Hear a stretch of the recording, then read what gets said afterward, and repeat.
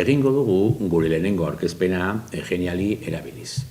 Egin aldira nahiko dinamikoak, mugimendu gehiago, behar badaukagu irudi pilo bat eskura erabiltzeko, eta orduan, nahiko errez eta erakusgarriak egin aldira. Azteko ni banagoia genialin eta banago nire solmenetan edo, eta badaukat froga pare bat eginda, baina hasiko gara egiten bat guztiz zuriz. Orduan egingo dugu krear geniali eta aurkezpen bat denez, aurkezpena.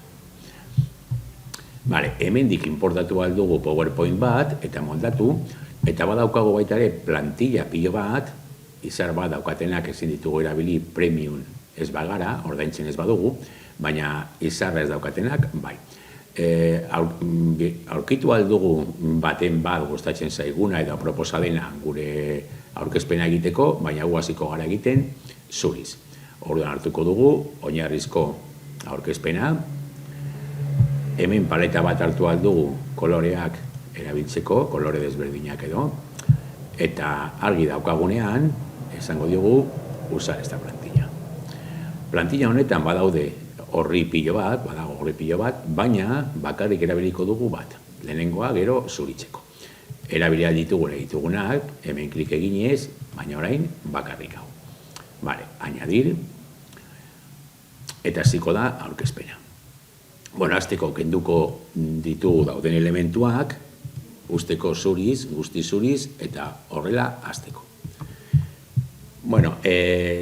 Bideo honetan ikusiko ditugu gauza batzuk, testua, irudia, baliabideak eta elementu interaktiboak. Eta gero, utziko dugu beste bideograko, insertatu edo txertatu eta smart blocks. Azteko, aldatuko diogu ondoa, orduan hasiko gara atzetik, ondoa, eta ondo bat hartu aldugu gure ordenagailutik, baldin badaukagu ondo polit bat gordeta, URL batetik, hemen itxatziko dugu URL-a, elbidea, ondo bat baldin badaukagu zabalik, hori egiten dugu beste programa batzuetan, jarri aldiogu kolore bat, nahi dugun kolorea, hemen paletan egongo dira konfiguratzeko beste kolore batzuk, edo genialin bertan dauden ondo galeriatik hartu bat. Hartuko dugu adibidez hau, eta honekin hasiko gara. Ondoa behin hartuta, joango gara testura, eta hemen testuan hasiko gara, lehen egingo dugu beste gauza bat, beste horri bat sortuko dugu, gero ariketaren bat edo zeo zer egiteko horriekin. Gaude horrietan, egingo diogu añadir páginas, eta orduan esango diogu zuri bat, berriro, blank, zuri bat, gehitu. Baditugu bi horriak. Kokatzen gara lan egin nahi dugun horrian, eta orain hasiko gara testua jartzen. Badaukagu testu mota pilo bat eredu moduan, baina hartuko dugu bat, adibidez tituloa bi, behin bakarrik sakatuz gehitzen da testua hor bertan, eta hemen noskila idatzi aldugu eta gure izenburua jarri.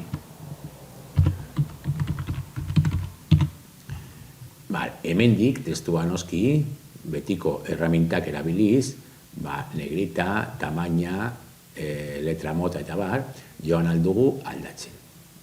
Eta aukeratzen nahi duguna. Kasu honetan, hartuko dugu eta aldatuko diogu kolorea. Kolorea hemen aldatzen da, eta orduan jarriko dugu zuriz. Eta jarriko dugu baitare, negrita. Badaukagu izenburua, normalean baitare testua zentratu behar dugu, hobeto, eta hori hemen daukagu. Badaukagu testu jarrita. Noski, testu hori gero, mugitu alda nahi dugun lekura, marretan kokatzen bagara, haunditu eta txikitu aldugu, eta biratu aldugu. Haunditu eta txikitu hemendik, eta biratu hemendik biratuko dugu. Erraminta horiek edo tresna horiek oso argi daude. Baina sakatzen dugunean, elementu batean, agertzen dira bi elementu hemen.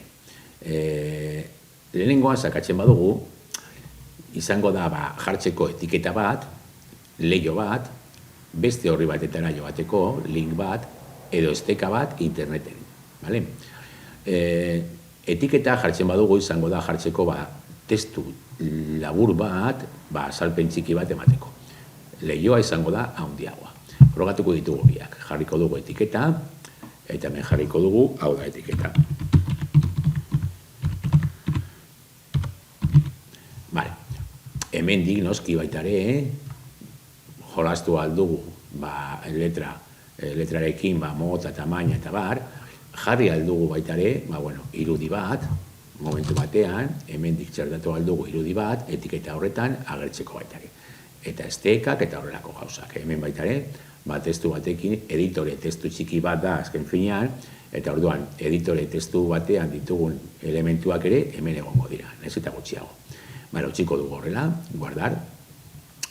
Eta hemen, badaukagu, bigarrenean, nola egongo den elementu hori pantailan. Nola sartuko den hasieran, nola aterako den horretik ateratzen bagara, nola egongo da denbora osoan aurkezten denean, eta sagua gainean jartzen dugunean zer egingo duen. Azteko jarriko dugu sarreran, efekturen jarriko dugu sarreran, adibidez, aparecer, lehenengoa, eta hemendik ere kontrolatu aldugu, hemen jarri aldugu nondik agertuko den, erditik, edo eskerretik, edo eskuinetik, goitik, betik. Hemendik kontrolatu dugu baita ere, zein momentutan agertuko den gure aurkezpenean elementu hori. Eta orduan hemen, utziko dugu 0, agertzeko hasieratik. Eta egingo duen esango da hori, agertu. Frogatuko dugu.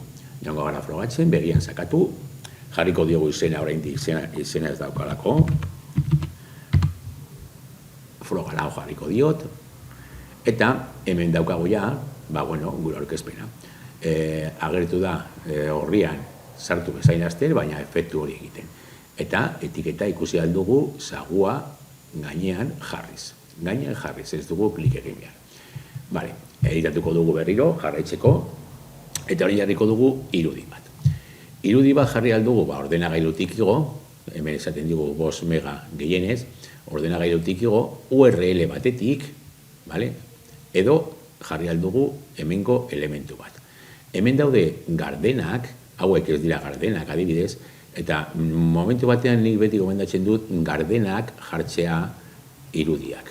Bestela, irudiak ondo bat baldin badauka, kolorezko ondo bat, ematen du pegote bat eginda dagoela hor. Orduan, aldu zuenean beti erabili gardenak, jartzen dituzuen irudiak eta horrelakoak. Jarri dugu bat bere galeriatik, hemen dago galerian badago beste pilo bat, jarriko dugu beste bat internetetik ikusteko nola, itxasten diren URL-eko estekak edo. Nik badaukat hemen, adibidez, badaukat irudi bat zabalik, eta egin behar duena da, bere gainean klik egin, eskuineko botoiaz, eta copiar dirección de imagen. Kontuz, zein hartzen duzuen, copiar dirección de imagen. Hori da URL. Sakatuko dut hor, eta hemen URL-en itxatziko dut. Egingo dut intro, eta hor daukadia elementua jarrita. Berriro txikitu aldut, edo moldatu aldut, nahi dudan moduan. Joango gara baitari orain, ikusten efektu desberdinak. Honi emango diogu bentana bazabatzeko, leio bazabatzeko. Eta leio horretan idatziko dugu, hori nahi duguna.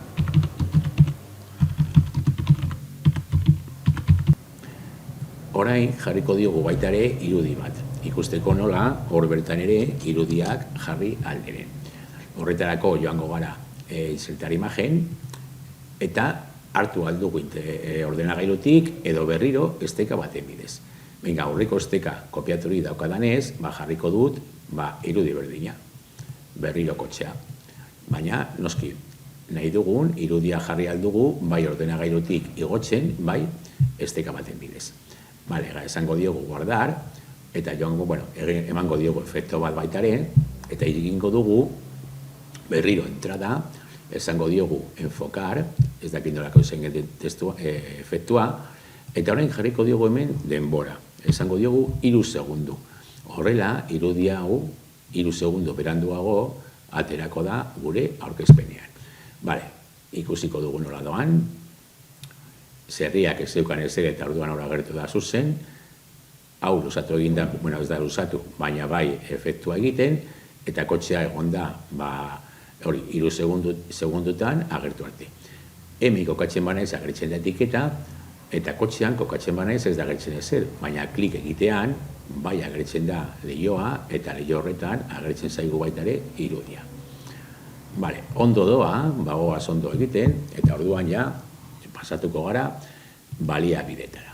Eta baliabidetan, badaukagu baita ere, ikono pilo bat jartzeko, edo elementu pilo bat jartzeko, jarriko dugu simple bat, adibidez borobila, eta hemen ikusiko dugu baita ere menuan, nola aldatu aldugun baita ere honetan, hori, ezaugarri batzuk.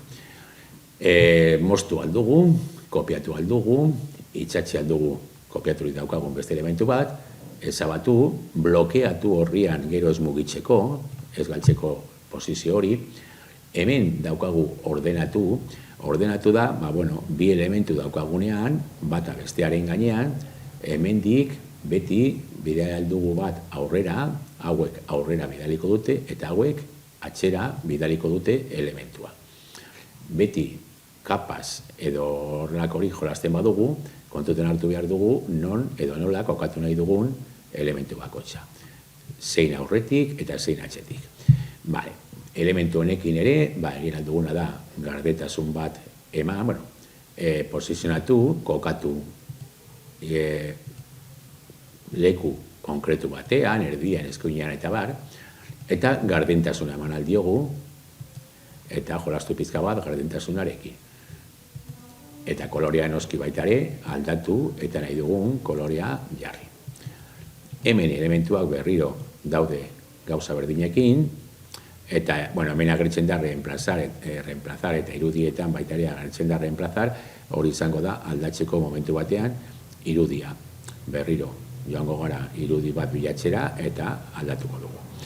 Benga, honi jarriko diogu baitare beste sarrera bat, beste efektu bat edo, bai jarriko diogu, beste link bat, eta orain kasu honetan izango da enlace. Eta badaukadia hemen prestaturik adibidez enlace bat, kopiatuko dut, horri baten enlacea, esteka, kopiatuko dut, eta itxatziko dut esteka hemen. Badaukagu bi aukera, eta bada abrir una pestaña nueva, hori da nik sakatzen dudanean, pestaña berri bat zabalduko da, eta hor agertuko da linka. Nik gomendatzen dut beti hau ez galtzeko aurkezpenaren pestaña. Izango dugu aurkezpena pestaña batean eta zabaltzen dena beste batean. Egiten badugu abrir la misma pestaña, joango da aurkezpena eta pestaña berean agertuko da esteka. Gero, bueltatu nahi badugu aurkezpenera atzera egin behar dugu. Orduan beti hobe pestaña nueva. Guardar, emango diogo efektu bat baitare, horren emango diogo efektu bat adibidez kontinuo, denbora osoan egiteko, eta jarriko diogu pulso. Aber zer egiten duen, denbora osoan pulso hori egiten. Eta bi efektu jarriko diogu. Sarreran, baitare esango diogu aparecer, eta honi eman bar diogu 5 segundu, honi emango diogu 8 segundu. Aber zer bat nola egiten duen. Benga, egin ditugu froga batzuk, beti egin behar dira frogak eta aurkezpena egin baino lehen, eta joango gara ikusten nola doan. Benga, sakatuko dugu, joango dira agertzen elementu desberdinak, 5 segundu pasata gero kotxea, eta 8 segundu pasata gero borobia. Beitu nola egiten duen pulso hori denbora osoan, pantailan, erabilgarria izan alda, atentzioa aditasuna deitzeko puntu konkretu batean. Eta sakatzen badugu gainean, zabalduko zaigu, egin dugun esteka. Bueltatuko gara, editatzera, eta jarriko dugu elementu interaktibo bat. Elementu interaktiboa dira erabiltzen direnak, nabigatzeko aurkezpenean edo puntu konkretu batzuetara joateko. Hauek ere dira interaktiboak, hemen zabaltzen du esteka bat eta honek zabaltzen du lehioa. Baina, normalean, interaktiboak erabiltzen dira hauek. Aurretik atzera joateko, aurrera joateko, eta ez dakit zer etxera, eta erabiliko dugu, adibidez orain, inizio.